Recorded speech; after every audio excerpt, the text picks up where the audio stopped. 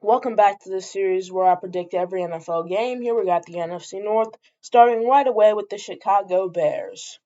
Now, their offseason, for one, they lost DJ Moore, and for another, their center Drew Dalman retired at just 27 years old, and they lost the league's interception leader in Kevin Byard, and their quarterback has been Madden cursed, and they have the hardest schedule in the league. So, a lot of negatives.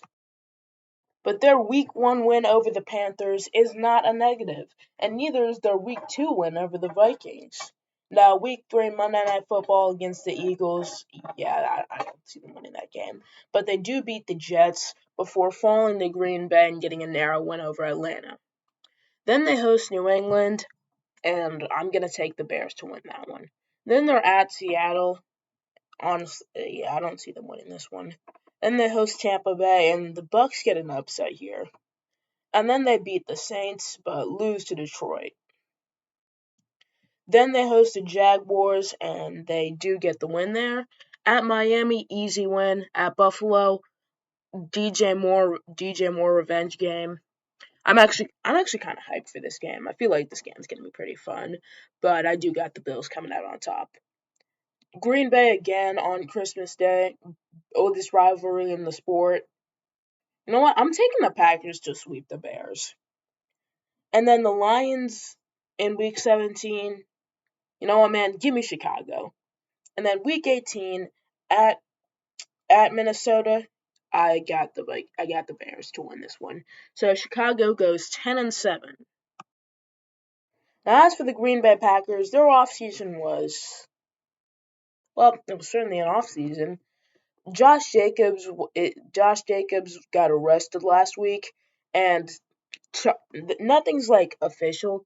They're still mulling charges, but that wouldn't that wouldn't be good, especially because they just traded Emmanuel Wilson, their running back two, to the Seahawks. So assuming Jacobs gets in trouble for this, they'd be rolling out Chris Brooks, and they gave extensions to Jaden Reed and Christian Watson, and they're without Micah Parsons, likely until like October, because he's not close to returning. He got hurt in December, so let's see how their season unfolds.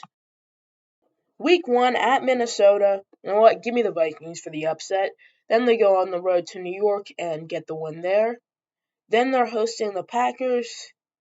Sorry, not the Packers. The Falcons, they get that win. They beat Tampa Bay, and then they beat Chicago before Dallas takes them down in week 5. They're on the road in Detroit. They swept the Lions last year, but I don't see that happening again. Detroit gets the win. And then they host the Panthers. They beat them. They're at New England. You know what? Actually, give me New England. And then they host the Vikings again, and they get revenge. So they're 6-4 heading into the bye week. And once again, shout out to the NFL for creating Thanksgiving Eve to give us another football game. But unfortunately for the Packers, they won't be thankful for this loss that the Rams will hand them. Next week, they play New Orleans, and you know what, actually? Never mind. I was going to take the Saints to make the upset, but I changed my mind. Give me Green Bay to beat New Orleans. Then they host the Bills. That's going to be a loss. Then they host the Dolphins and win. They're at Chicago on Christmas Day, and I think they win that one. Then they host Houston on Monday Night Football, and they lose that one. They host Detroit and get swept by the Packers to finish with the record, and get swept by the Lions to finish with the record of 9-8. In the offseason, the Vikings brought in Kyler Murray to compete with J.J. McCarthy for the starting QB job, and then they brought in Jawan Jennings for one of them to throw to. They traded Jonathan Grenard to the Eagles and then fired their GM. They opened the season 1-0, beating the Packers before losing to Chicago. And they're at Tampa Bay. That's going to be a loss. They host the Dolphins and get a win. At New Orleans is going to be another loss, so they have an early bye week and are 2-3. Then they host the Colts and lose that one. They're at Detroit. It's going to be a loss.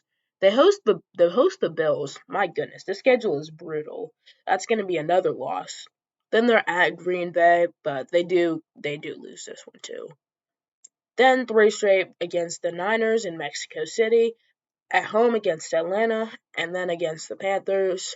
I already picked them to lose to San Francisco. I'm going to pick them to lose to Carolina, but they do get the win over Atlanta. At New England is going to be a loss. They host Detroit in week 15. You know what? Give them the win there. And then they're going to host the Commanders. That's going to be another win. They're go on the road to play the Jets. That's going to be another win. But it's going to be too little too late as a loss to the Bears ends the season at 6-11. I'm just not really feeling them to win a lot of games because this schedule's rough, bro. They got Green Bay twice, Detroit twice, Chicago twice, Buffalo. Their schedule's just not easy. After a disappointing year last season, Detroit didn't have too much of an eventful offseason. They lost DJ Reader, they picked up Jahmyr Gibbs, and they gave an extension to Jack Campbell. That was pretty much it.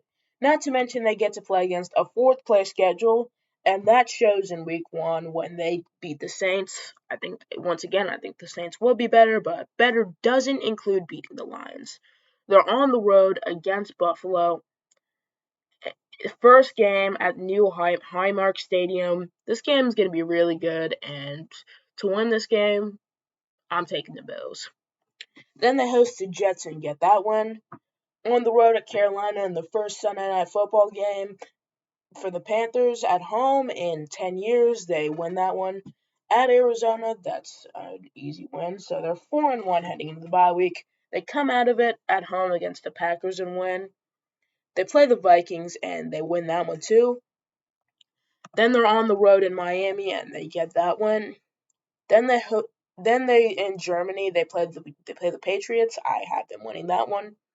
Tampa Bay, Tampa Bay and Detroit is an underrated. I don't know if I want to call it a rivalry, but it's an underrated yearly game between two good teams. But I'm taking the Bucks to win this one. Then they host Chicago. They get the win there. They're at Atlanta. I think they beat Atlanta. Tennessee at home, that's another win.